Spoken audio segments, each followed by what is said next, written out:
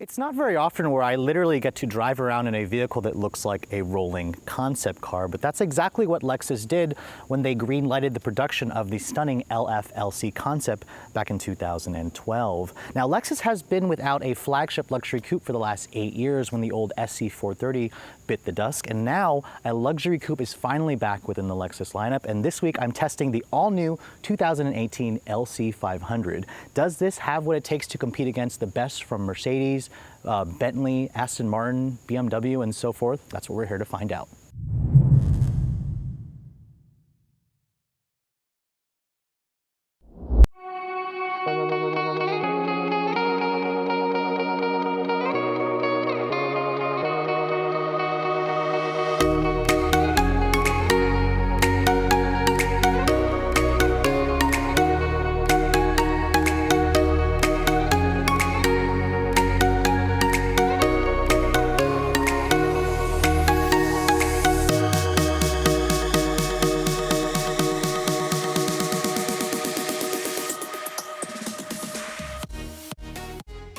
Lexus has always had a reputation in the US for building high quality, reliable, and very comfortable luxury cars. However, one element that's been missing from Lexus vehicles is passion, and that's exactly what Lexus was trying to do when they introduced the all-new LC. Now, it basically literally takes everything from the stunning LC concept we saw back in 2012. You can see the front, whereas the best interpretation of the Lexus spindle grille. It's a very polarizing front end that really works on this car. Now, in the past, I've complained about other Lexus models kind of having like a forced look with the grille. In this car, it looks very well designed. You have the signature L-shaped LED daytime running lights with full triple beam LED headlights. It also has an LED turn signal. Now, this particular one is the performance package equipped model. You get a slightly unique finish to the grille, and it's a very, very attractive looking car when you see it from the front end. Now, the LC500 competes with very prestigious vehicles like the Mercedes AMG GT. Lexus even says it competes with an Aston Martin DB11, which surprises me a lot. Now, in terms of the proportions, this is a lot bigger than some of its competitors, about 10 inches longer than an F-Type, than an AMG GT and GTS, roughly about the same size as that all-new Aston Martin DB11. The wheelbase is about 113 inches long. Overall length is about 187 inches long. Now, my tester has an optional 21-inch wheel. These are an inch larger than the standard wheel. They look fantastic. They're wrapped in high-performance brakes. These are 6-piston calipers, 4 pistons in the back, high friction pads. They're wrapped in Michelin Pilot Super Sport tires on staggered wheels. So Lexus actually put decent brakes, decent tires to show all the enthusiasts basically that they are serious about performance. Now, my tester, because it has a performance package, it has a carbon fiber roof. That's part of a $6,000 option. It lowers the center of gravity. Obviously, there's no sunroof, but love this combination of the ultra white with the carbon fiber roof with the red interior color. Now, coming to the rear of the LC500, you can see it basically took all the elements about that show car and just grafted it on as a production car. The taillights have a silver chrome finish, but of course they light up as red with full LED taillights. This spoiler is deployable, it's active, it pops out at around 45 miles an hour, part of that performance package. And then down low here you have integrated exhaust. They're actually 4 pipes, but it only looks like there's 2 because they're not actually connected, but it is an active exhaust. When you switch the drive modes here, the LC500 does change its pitch of that 5-liter V8 depending on whatever drive mode you're in. Now, overall, I think the LC's design certainly stands out. It's the first Lexus that really just triggers emotion in me. It's the car that I literally have stared. I've gotten so many stares in, and I think Lexus designers did a fantastic job with making this look like nothing else on the road. So for the Lexus LC, the company actually gave the car an all-new key fob this year. You can see it doesn't look or feel like any other Toyota or Lexus key, so I'm really happy to report that. It's an interesting shape, but it feels good in your hands, nice and solid. It has your traditional buttons. There's no remote start on this key fob. You may be able to access it through the Lexus Inform apps. Now, the LC is definitely very different than any Lexus I've ever come across, aside from the LFA, of course. You can see the door handle reminds me a lot of a Jag. Right now the vehicle is locked. To unlock it, just touch your hand on this little pad here and then push the door handle out. That automatically unlocks the car. It pushes the door handle out for you, and then you can just kind of pull it to open the door. When you want to lock the door, just push the door handle in, kind of like force it, and then the door will automatically lock for you. Now, first, looking at the interior of the LC500, you can see this is a seriously stunning, high quality, great looking interior. It makes a great first impression, just like the exterior. My tester has the optional red leather interior, which looks phenomenal. It's got these really heavily upholstered seats with the Alcantara on the inside. It really holds you in place. The seats themselves are heated and cooled. They are missing a massage function though. I was surprised it doesn't have a massage function. The seats also are only 10-way power adjustable. Most competitors offer like a 14, 20-way power adjustable seat. So the seats could be improved in terms of the customizations. However, I found them to be extremely comfortable, and it looks really high quality. Now, stepping inside the LC, you can see it's a very low car, and you definitely feel that as soon as you get in. But it makes a really great first impression. Everything in here feels expensive. It feels like you spent $100,000, which is important if you're going to be spending that kind of money. You can see my tester has this carbon fiber door sill, which is part of the performance package. It's really nice, really makes this a really nice looking interior when you first step in. Now, shutting the door, it sounds nice and solid. I really expected that. This is on an all-new platform, the GAL platform, which stands for Global Architectural Luxury. Now, basically, this car comes standard with push-button start. All you have to do is put your foot on the brake, push this button here to fire up the engine. I love the way the 5-liter V8 sounds when it revs up. You can see really cool graphics on the instrumentation. If you watch the gauges, they are LFA inspired. They're actually going to move over to the right. That is seriously cool. That is the coolest feature about the LC500. And if you want to make the gauges move, just push this little button here on the steering wheel, and you can kind of adjust the way you want the gauges to look. And they're seriously lifted right off of the LFA supercar, which is cool. This is your drive mode selector here. If you flick this, turn this little wheel up, you'll go into sport. Turn it up again, you'll go into sport sharp, and then you push it, it goes back to normal. There's also an comfort and an eco mode. For the majority of my drive, of course, I'm gonna leave it in sport mode. I really like the way it looks with the white tachometer. Now, the engine in this car is just seriously wonderful sounding. Doesn't rev up as high as the old LFA's V10, of course, but it's still a phenomenal, 5-liter V8. It's totally, against the norm nowadays where everyone going turbocharging. Now, looking at the rest of this interior, it's probably the nicest Lexus interior that I've seen so far, although the new LS may trump this when it does go on sale. I'll be actually driving that later on. Now, everything in here is pretty much soft touch. There's soft stitched leather here, over there. There's real aluminum trim, leather here. Everything fits together nicely. There's more Alcantara here on the upper instrument panel hood. The door panels are all soft leather. There's more aluminum. I mean, it's just a beautiful cabin. Even the red leather here, there's even stitching right here on this little portion here, and the door handles themselves, they look like they came out of a show car, and they feel really expensive. Now, the windows are one touch for both the driver and front passenger. You expected that. The mirrors are also power folding, so if you want to just fold them into when you're parking this vehicle, you can also do that. You have 3-person memory seats, which is definitely nice. The steering wheel is also electric power steering assist. It's got these aluminum or magnesium mounted steering wheel mounted paddle shifters that control the 10-speed auto. I wish they were mounted to the wheel, but I'm happy to say that a lot of the switchgear in here is very unique. This interior seriously doesn't remind me of any Toyota products, to be honest. There's a lot about this interior that seriously looks very unique, very Lexus-like. The steering wheel itself, it has really nice leather, good extent or bolstering here to rest your hands. It would be cool if it was a flat bottom wheel, but I imagine Lexus may be saving that for the LFA or the LCF version when that decides to come to market in the next couple of years. Let's talk a little about the infotainment system, because this is an updated version of the Lexus Inform system with the remote touchpad interface here. Now, I've definitely had my hate relationship with this mostly, but I'm happy to say Lexus has updated this tremendously for this new version.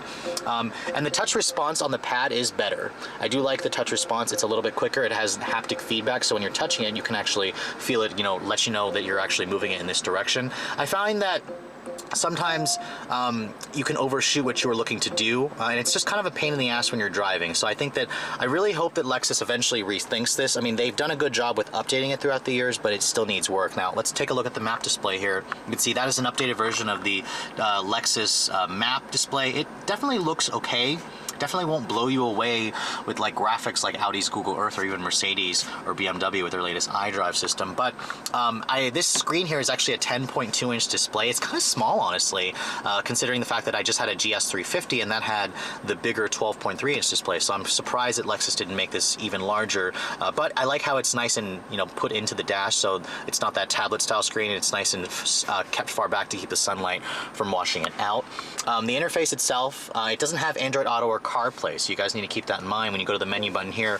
I mean, all of your different sources in here, but if you go to like radio, for example, you have all your FM, AM, satellite radio, HD radio, but Lexus still hasn't done or added Android Auto and CarPlay. I imagine hopefully they'll add that soon.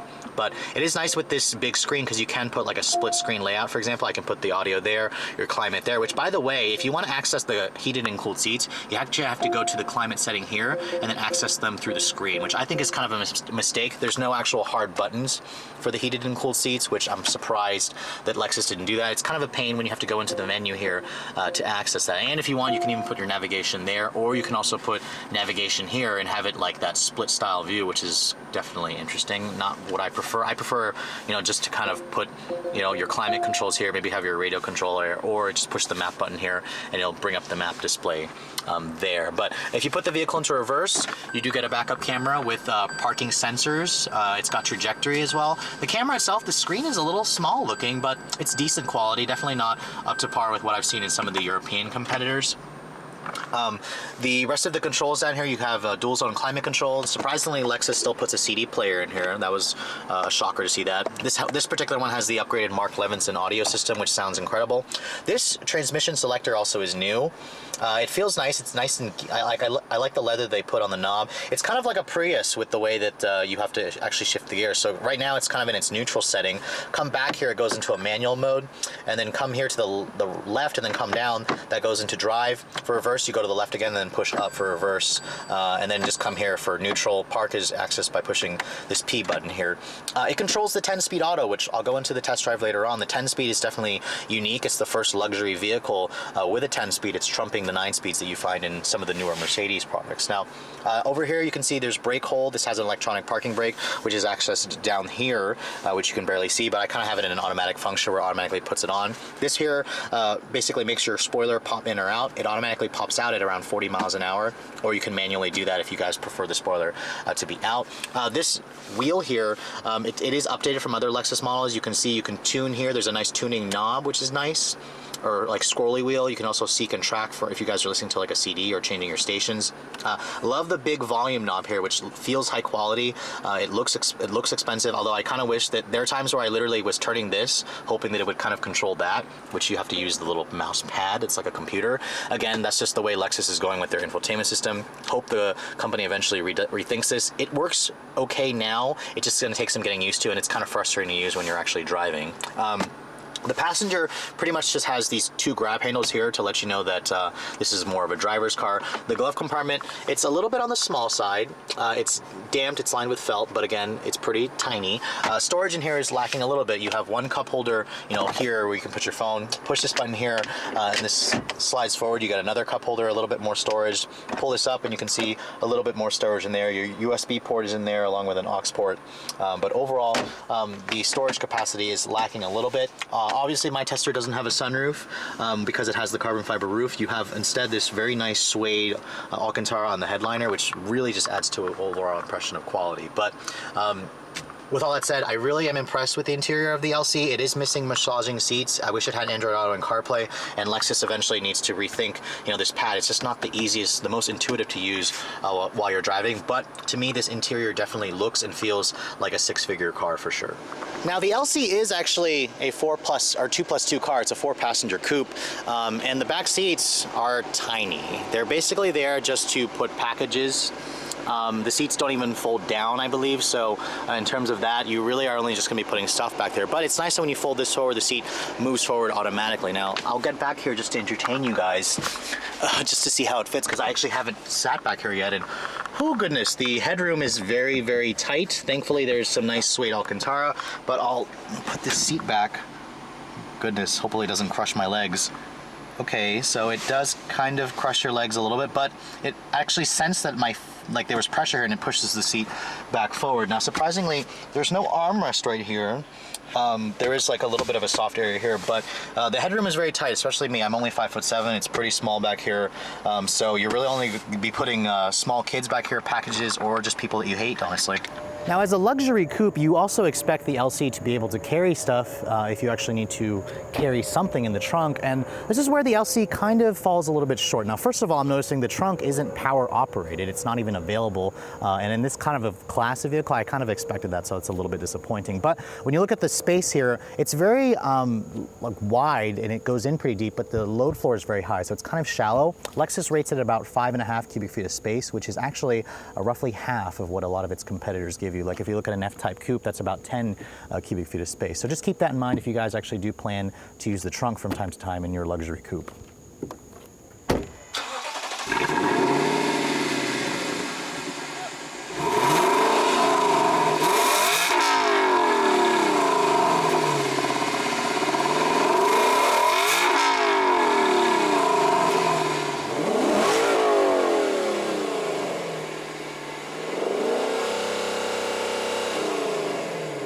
So with a car that looks this good, you're probably wondering what's going on underneath this long hood. Now, at launch, the LC will actually launch with 2 engines. This is probably the more desirable one for enthusiasts. This is the company's signature 5-liter double overhead cam, naturally aspirated V8. It's the same V8 that we love in the RCF and the GSF. Now, Lexus has reworked the intake and exhaust system, so it makes a little bit more power in the LC. It makes 471 horsepower and 389 pound-feet of torque. Now, it all goes through an all-new transmission compared to the other models. This is a 10-speed automatic transmission designed by Lexus. It goes to the rear wheels only. There's no all-wheel drive available on this car. Now, this is the first application of a 10-speed automatic in a luxury vehicle. It trumps all the 9-speed automatics that you're seeing in a lot of this car's competitors. Now, because it's got 10 gears, you probably think the fuel economy is great. Unfortunately, it's not really that great. It's rated at 16 in the city, 26 on the highway. You better put premium gas in. In fact, Lexus, I think in the owner's manual, said that if you don't put premium in it, you'll probably damage the engine. So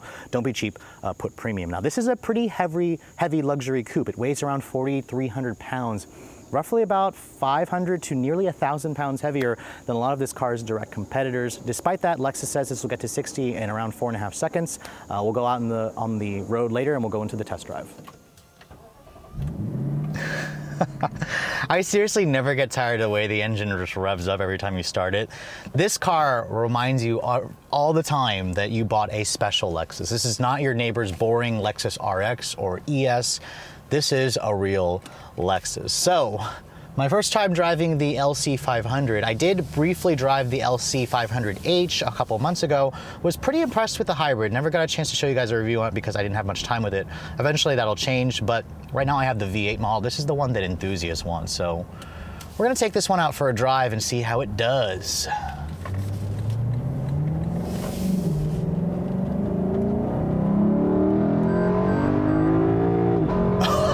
Oh, no way. This is seriously a Lexus? Shut up, no way. All right, well, let me go to first there. Come on, well, let me go. Oh my God. This thing seriously, no. Listen to the way that engine sounds. The paddles just respond. Holy crap, they respond really well. I am impressed. Okay, so let me gather my thoughts together and shut off the goddamn lane departure alert. That's annoying. This car drives a lot smaller than its weight would suggest. I mean, as I said earlier, it weighs 4,300 pounds, but you wouldn't know it from behind the wheel. It seriously feels like it weighs around 3,500 pounds. Just the way the chassis feels, it's incredibly solid, incredibly balanced. It's got a 54-46 weight distribution, which is not 50-50, but it definitely feels pretty stable, pretty neutral feeling.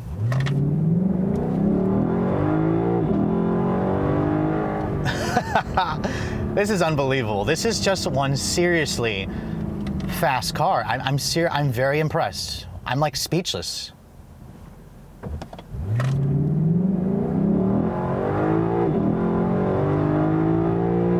Holy shit. shit. So for a car with almost 500 horsepower in rear drive, it really puts the power down seriously well. Now, Lexus says this model will get to 60 in about 4.5 seconds. It feels about right. Now, one thing about the LC that really shocks me is it's a naturally aspirated V8. It's got 10 speeds, and it can actually feel a little bit soft until you get the revs up. But once you do, holy shit, that sounds fantastic. I seriously miss driving a naturally aspirated engine that you have to rev the crap out of. Now, this engine revs to about 7,300 RPM, which is pretty high for today's standard, especially for a V8, and it's the noise it makes. I cannot believe this is the stock exhaust for this car. It's just fantastic. I can't wait to see what Lexus is cooking up with the LCF, to be honest. You never thought you could attack a back road in a Lexus, but this really will change your perception. My tester with the performance package has active rear steering. So this has 4-wheel steering. It's got adaptive shocks. It's got adaptive suspension. It's got variable steering. And holy shit, this thing really just wants to eat up a back road. Oh my God. I am speechless.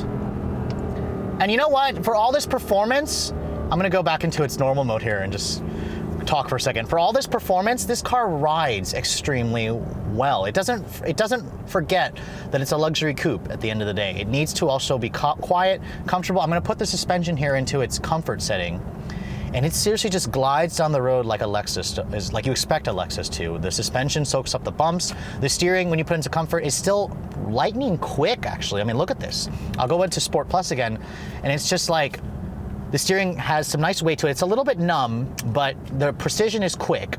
And it doesn't, I'm okay with this because most electric power steerings feel like this nowadays, but I'm just seriously shocked. This Lexus drives like any other Lexus that I've ever driven. And honestly, when I drove the hybrid version briefly, I love the hybrid version. This is the engine you want. The V8 is definitely the one that you want if you guys are an enthusiast and you plan to actually, enjoy this car.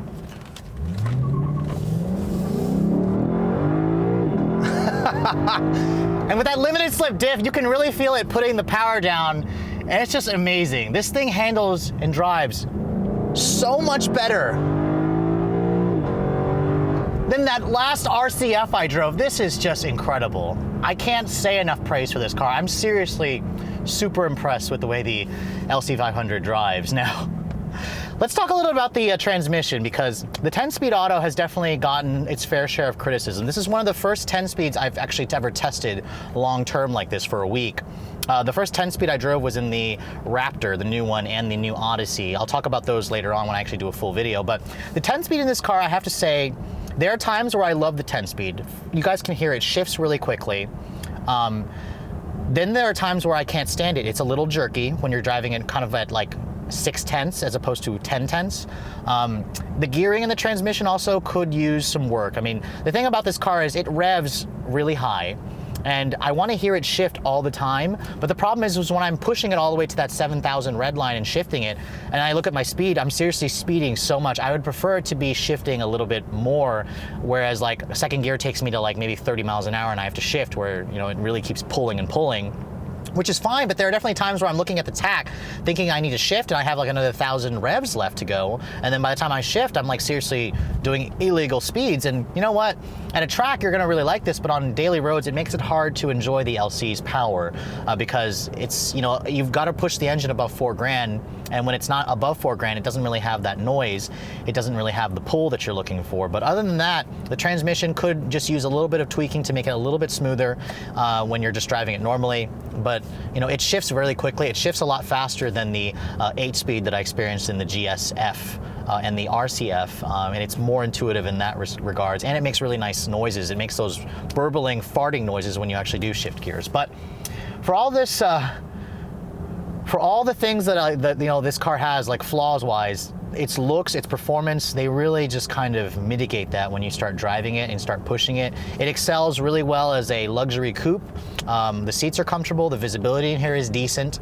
It's got all the active driver assistance tech on it. This car will basically come to a full stop in traffic. It has pedestrian detection. It has the driver drowsiness like monitor where it looks you, see if you're falling asleep. It has active lane keep assist, which can be annoying. It beeps all the time, but then it'll try to actively steer you. I mean, I would like to see Lexus eventually work more on, moving on toward like level 3 autonomy, the way Cadillac has with their Super Cruise, or, Audi has with their traffic jam assistance. But Lexus is pretty much there in terms of the most of the tech, but now they really have added a new emotional like sex appeal with this all-new LC500.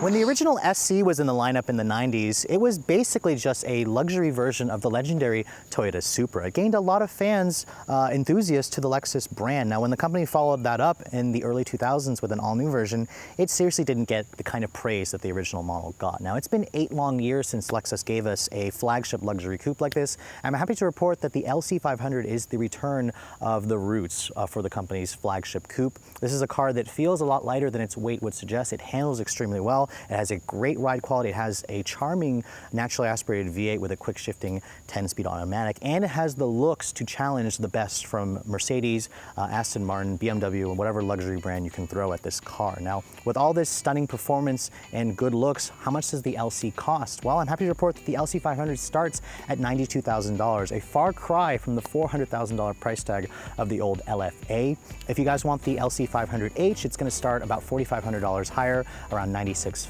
Now, my tester, it has several options on it. It has about $13,000 worth of options on it. The most expensive being the performance package for about $6,000. Those wheels are about $2,600, and then it's got a couple of things here like the head-up display, an extra charge for the paint color, and some different trim pieces here and there. All in, my tester is around $106,000, which is definitely the most expensive Lexus I've ever tested. But I have to say, with the looks, the performance, this car definitely feels like a 6-figure price tag. Now, what does the LC compete with? Well, if you're going to look at a Porsche 911, this car actually starts right on the money. They both start around $90,000, although the LC is a lot bigger. It's more of a GT cruiser as opposed to a performance car like the Porsche. The Mercedes-AMG GT starts at around $20,000 more, and Lexus likes to compare this to the DB11, which seriously is twice the price of this car. Although I will argue that the Lexus does have the kind of looks to go toe-in-toe with the Aston, just not necessarily the prestige of its badge like an Aston Martin would. But with all that said, I hope you guys have enjoyed my full overview on this 2018 Lexus LC500. If you're looking to see the latest cars I'm testing, make sure you follow me on Instagram at Redline_reviews.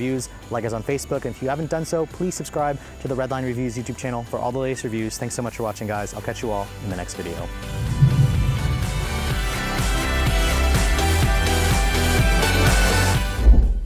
Transmission and the looks and prestige feel of a, okay. You're still rolling, aren't you? Okay, I look like an idiot. All right, let's just retry that again from the beginning. From the top.